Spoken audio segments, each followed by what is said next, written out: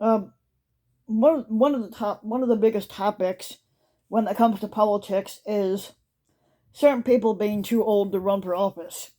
Now, if you take a look at and people are talking about Joe Biden being old because he's going to be 80 this year. Understandable because you don't know how much longer he's got to live. Um, so with him being 80 years old, he's the oldest president to ever be, or he's going to be 80 in November, but he's the oldest president to ever be elected. Now, is Joe Biden too old to roll? And it's basically, we're exploring the grain of American politics. Now, if you look at um, the current Senate we have, each member is at least 64 years old, if not older. Now, let's face it, America has a problem, said David A. Graham in the Atlantic. Washington's halls of power are filled with people who are in their 60s, 70s, and even pushing 80s, and some of them are even pushing 90. And many of whom are too old to be effective. The problem was thrown into a sharp relief last week when the San Francisco Chronicle published a remarkable story claiming that the 88-year-old Democratic senator from California, Dianne Feinstein, has become mentally unfit to even serve her office. In the piece, four senators and three former staffers recount moments over the past 2 years when Feinstein has failed to fully recognize longtime colleagues and has seemed confused during discussions of any policy issues. Feinstein has denied that she's in mental decline, but even if we accept her denials, the advanced age of our politicians remains a major issue, said Peter Suderman on Reason.com. This is the oldest Senate in American history with an average of 64 years old, if not older.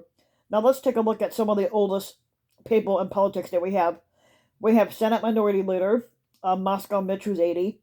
Senator Chuck Grassley is 88. House Speaker Nancy Pelosi is 82.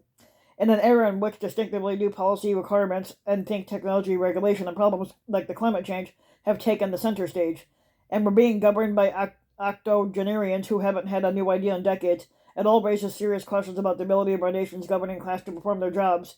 And those questions start with the presidency, said Rod Dreher, the American conservative. Our current president, Joe Biden, also our commander in chief, is 79. Now, if Biden runs for a second term and wins, he will be 82 on inauguration day and 86 at the end of his second term. Now, his most likely 2024 opponent, Donald Trump, will be 78 should he be inaugurated a second time, and hopefully not. At that age, there's a much greater risk of senility and physical decline. Um, as Biden is already demonstrating, true, he has already had a tendency for gaffes, but his impulsive senior moments during the Ukraine crisis, calling for regime change in Russia, and labeling Russia atrocities a genocide, they have crossed over from embarrassing to dangerous. And this isn't a new problem, said Meghan McCain, a dumb bitch that nobody likes. Octogenarians have long had an iron grip on Washington D.C. She basically vividly recalled having lunch with her dad, the late Senator John McCain, in the Senate dining room, and seeing the then Senator Strom Thurmond, who was then back in his 90s. He willed himself to his table, and a caregiver proceeded to put a napkin on him and help feed him. And Thurmond died 5 months after leaving office when he was 100 years old. Senator Robert Byrd from West Virginia served until he was 92, but by the end he was voting with hand signals. If that sort of issue, um, if that sort of issue arose in the private sector, Ruth Marcus in the Washington Post said you could be sure a board of directors would find a way to shunt a senile CEO aside. But in the Senate, there is no age cap, and so it's left up to the voters to oust them, to oust the people who are past their prime. Now, unfortunately, their staffs often cover up the fact that they're no longer functioning, and the politicians themselves won't admit it, but most people in power are simply unwilling to recognize when it's time to step down. The solution is clear.